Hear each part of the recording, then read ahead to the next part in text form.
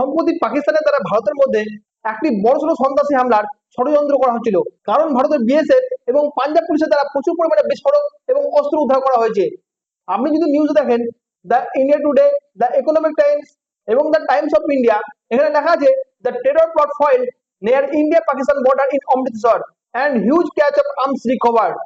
এখানে আমরা বিস্তারিতভাবে বুঝে নেব এবং জানার চেষ্টা করব আমাদের ভারতের মধ্যে বারবার কেন এরকম ধরনের সন্ত্রাসী হামলা হচ্ছে এবং এই ঘটনাকে আমরা কেন আটকাতে পারছি না, এমনকি সরকার এই সন্ত্রাসী হামলাকে বন্ধ করার জন্য কি কি পদক্ষেপ নিচ্ছে, এই সব কিছু ডিসকাস করবো এই ভিডিওর মাধ্যমে। তাহলে চলুন শুরু করা যাক। সব থেকে প্রথমে বলি, গতকালকে একটি বড় নিরাপত্তা অভিযানের মাধ্যমে ভারতের বিএসএফ এবং পাঞ্জাব পুলিশ সফলভাবে একটি বড় সন্ত্রাসী পরিকল্পনাকে ব্যক্ত করেছে, যেখানে ইন্ডিয়া পাকিস্তান সীমান্তের কাছাকাছি অমৃতসরে বিপুল পরিমাণে অস্ত্র এবং বিস্ফোরক পাওয়া গেছে। জানা যাচ্ছে যে ভারত এবং পাকিস্তানের আন্তর্জাতিক বর্ডারের অমৃতসর জেলার মধ্যে একটি ডিস্ট্রিক্ট আছে ভেড়োপাল গ্রাম।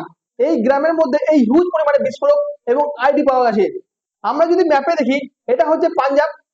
এই ইন্ডিয়া এবং পাকিস্তানের যে আন্তর্জাতিক বর্ডার আছে, এই বর্ডারের কাছে অমৃতসরের সেই গ্রাম ভেড়োপাল গ্রামে এখানে হিউজ পরিমাণে বিস্ফোরক এবং অস্ত্র উদ্ধার করেছে। গতকালকে ভারতের বিএসএফ এর 173 নম্বর ব্যাটালিয়ন এবং অমৃতসরের রুরাল পুলিশ যৌথভাবে অভিযান চালায়। এই অভিযান চালানোর প্রধান কারণ ছিল একটি নির্দিষ্ট গোয়েন্দা ইনপুট এসেছিল, যেখানে বলা হয়েছিল এই ভেড়োপাল গ্রামের মধ্যে প্রচুর পরিমাণে অস্ত্র এবং গোলাবারুদ মজুদ আছে। যখন পাঞ্জাব পুলিশ এবং বিএসএফ যৌথ অভিযান চালায়, সেখানে কি পাওয়া যায়? সেখানে পাওয়া যায় 2টো হ্যান্ড গ্রেনেড, 3টি পিস্তল, 6টি ম্যাগজিন এবং 5টি লাইভ কার্তুজ। এবং আজ থেকে কয়েকদিন আগে অমৃতসরের মধ্যে আরেকটি গ্রাম ছিল, সেই গ্রামের মধ্যে 5টি গ্রেনেড, 6টি ডিটারেন্ট, 4টি পিস্তল, 8টি ম্যাগজিন, 220টি রাউন্ড এবং 5টি হাই এক্সপ্লোসিভ পাওয়া গেছিল। অর্থাৎ এখান থেকে বুঝতে পারা যাচ্ছে যে সন্ত্রাসীরা আবার একটি সুসংগঠিত ষড়যন্ত্র করছিল শহরের কোনো একটি পর্যটন জায়গা বা শহরের মধ্যে কোনো একটি জমজমাট এলাকার মধ্যে এই হামলা চালানোর, যেমনটা পেহেলগামের মধ্যে ঘটেছিল। কিন্তু প্রশ্ন হচ্ছে যে এত সহজে পাকিস্তান থেকে ভারতের মধ্যে এত পরিমাণে অস্ত্র কিভাবে চলে আসছে? বর্তমান হচ্ছে আধুনিক প্রযুক্তির যুগ, যেখানে বিশেষ করে ড্রোনকে ব্যবহার করা হচ্ছে এই সন্ত্রাসী হামলার ক্ষেত্রে। পাকিস্তানি আইএসআই এবং সন্ত্রাসী সংগঠনগুলো এয়ারড্রপ করছে এই ড্রোনের মাধ্যমে এই ধরনের এক্সপ্লোসিভ গুলোকে। কারণ ভারত এবং পাকিস্তানের সীমান্ত এলাকার মধ্যে অনেক ফার্মিং ফিল্ড এবং নদী, খাল, বিল আছে, যার মধ্যে ড্রোন সহজে প্রবেশ করে যায়। কারণ আমরা আগের ভিডিওতে জেনেছি যে ভারত এবং পাকিস্তানের মধ্যে 900 কিলোমিটার পর্যন্ত বর্ডার এখন পর্যন্ত যেটা ফেন্সিং করা হয়নি। আর এই সুযোগটাকে নিয়ে সন্ত্রাসীবাদীরা সহজেই ভারতের মধ্যে প্রবেশ করে যাচ্ছে। অমৃতসরের মধ্যে এই এক্সপ্লোসিভ পাওয়ার পর বিএসএফ আদেশ দিয়েছে 48 ঘন্টার মধ্যে সীমান্তের যে ফার্মিং জমি আছে সেগুলোকে খালি করতে হবে, যাতে নজরদারিকে ঠিক মতো করা যায়। কিন্তু এই ঘটনার তাৎপর্যটা কি? এই ঘটনাটা এত বড় কেন হয়ে আছে? কারণ এর আগেও তো অনেকবার ইন্ডিয়া পাকিস্তান সীমান্তের কাছে অনেক ধরনের এক্সপ্লোসিভ পাওয়া গেছে, কিন্তু এই ঘটনাটা এত কেন ছড়িয়ে পড়ছে? এর প্রধান কারণ হচ্ছে আমরা কয়েকদিন আগে দেখলাম যে কাশ্মীরের মধ্যে পাকিস্তানি সন্ত্রাসবাদীরা পেহেলগামের মধ্যে হিন্দুদেরকে এক এক করে হত্যা করেছে। আর এই তদন্ত অনুসারে জানা যাচ্ছে যে পাকিস্তানি হ্যান্ডলার্সরা এই ঘটনার সঙ্গে জড়িত। এবং পেহেলগামের মধ্যে যে হামলাটি হয়, এই হামলার মধ্যে একজন সন্ত্রাসী ছিল, যে ছিল পাকিস্তানি আর্মির একজন প্রাক্তন কমান্ডার। দেখুন, পাঞ্জাব হচ্ছে একটি সীমান্ত রাজ্য এবং এই সীমান্ত রাজ্যের মধ্যে বহু গ্রাম আছে, যেখানে পাকিস্তানি স্লিপার সেলগুলোর জন্য একটি অনুকূল পরিবেশ তৈরি হয়ে যাচ্ছে। এবং বর্তমানে খবর পাওয়া যাচ্ছে যে এই খালিস্তানি নেটওয়ার্ককে পুনর্জীবিত করার চেষ্টা করছে পাকিস্তান। এই পাকিস্তানের কয়েকটা সংস্থা আছে, লস্কর-ই তৈয়বা এবং জৈশ-ই মোহাম্মদ। কিন্তু এই ঘটনা হওয়ার পর ভারত সরকার কি ধরনের প্রতিক্রিয়ামূলক ব্যবস্থা নিচ্ছে? সম্প্রতি জানা যাচ্ছে যে ভারতের নিরাপত্তা বাহিনী নজরদারি বৃদ্ধি করেছে, নাইট ভিশন ক্যামেরা এবং অ্যান্টি ড্রোন সিস্টেম ব্যবহার করা শুরু করেছে এবং বিএসএফ প্রস্তাব দিয়েছে রাডার ভিত্তিক ড্রোন নিউট্রালাইজেশন সিস্টেম ব্যবহার করার জন্য। এমনকি ভারত পাকিস্তান বর্ডারের মধ্যে যেসব সিভিল ড্রোন অ্যাক্টিভিটি আছে, সেই অ্যাক্টিভিটিকেও নিয়ন্ত্রণ করা হবে এবং বর্ডারের কাছে যেসব নাগরিক ড্রোন ওড়ায় সেগুলোর উপরেও নজরদারি রাখা হবে।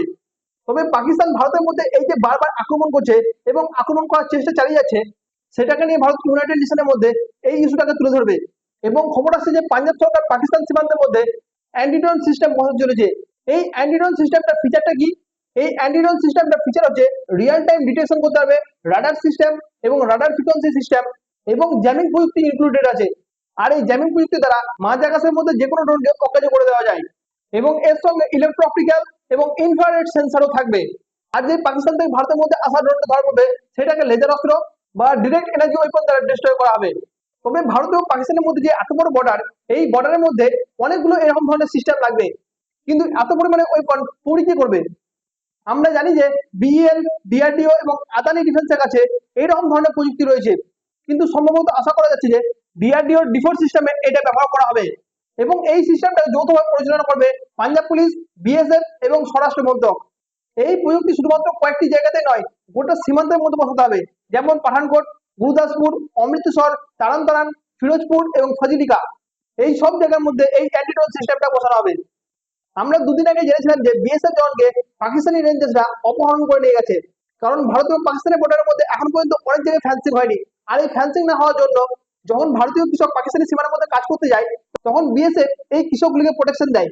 কিন্তু সেদিন প্রচন্ড রোদ থাকার জন্য বিএসএফ জওয়ান একটি গাছ দেখতে পায় দূরে, এবং সেই বিএসএফ জওয়ানটা গাছের তলায় বিশ্রাম করার জন্য যায়, কিন্তু সে ভুল করে পাকিস্তানি সীমানার মধ্যে ঢুকে পড়ে, আর তার জন্য পাকিস্তানি রেঞ্জার্সরা তাকে ধরে নিয়ে চলে যায়। কিন্তু এরকম ধরনের ভুল পাকিস্তানি রেঞ্জার্সরা ভারতের মধ্যে এসে করে থাকে। আর এরকম ঘটনা আগে অনেকবারই হয়ে এসছে। যখনই কোনো পাকিস্তানি রেঞ্জার্স বা ভারতীয় রেঞ্জার্স তাদের সীমানার মধ্যে চলে যায়, তখন তাদের দুজনের মধ্যে ফ্ল্যাগ মিটিং করা হয়, আর এই ফ্ল্যাগ মিটিং এর মাধ্যমে তাদেরকে ফিরিয়ে দেওয়া হয়। কিন্তু বর্তমানে পেহেলগাম ইনসিডেন্টের পর আমরা দেখছি যে ভারত এবং পাকিস্তানের মধ্যে যে সম্পর্ক, সেটা খুবই দ্রুত খারাপ হচ্ছে। আর এই পরিস্থিতিতে ভারত সরকার এবং বিএসএফ বারবার পাকিস্তানের সঙ্গে যোগাযোগ করার চেষ্টা করছে তাকে ফেরত পাঠানোর জন্য। তবে এখনো পর্যন্ত এক সপ্তাহ কেটে গেলেও এখনো পর্যন্ত পাকিস্তান কোনো রকমের প্রতিক্রিয়া জানায়নি। রিপোর্ট অনুসারে জানা যাচ্ছে যে এই জওয়ানের স্ত্রী একজন গর্ভবতী এবং সে পশ্চিমবঙ্গের হুগলির রিসরার বাসিন্দা। তবে আমি আশা করছি যে ভারত সহজেই ডিপ্লোম্যাটিক উপায়ে তাকে ভারতের মধ্যে ফিরিয়ে নিয়ে আসবে। কিন্তু ইন্ডিয়া পাকিস্তান সীমান্তের মধ্যে সন্ত্রাসবাদীদের কার্যকলাপ দিনের পর দিন এরকম বেড়ে চলেছে। তার জন্য যদি ভারত পাকিস্তানি সন্ত্রাসবাদীকে কন্ট্রোল করতে যায়, তাহলে প্রথমত সীমান্ত নিরাপত্তায় প্রযুক্তি ব্যবহার করতে হবে, এবং স্থানীয় এবং কেন্দ্রীয় প্রশাসনকে দুজনকে মিলে কাজ করা প্রয়োজন আছে। এবং পাকিস্তানি ষড়যন্ত্র বন্ধ করার জন্য ইউনাইটেড নেশনের মধ্যে পাকিস্তানের উপর চাপ সৃষ্টি করতে হবে। তাহলে হয়তো এরকম ধরনের ইনসিডেন্ট থেকে পাকিস্তান বিরত থাকবে। কিন্তু বলে না, কুকুরের লেজ কখনো সোজা হয় না। সেটাই হচ্ছে ব্যাপার, তুমি যত কিছু করে নাও তাও তারা ভারতের মধ্যে অ্যাটাক করবেই।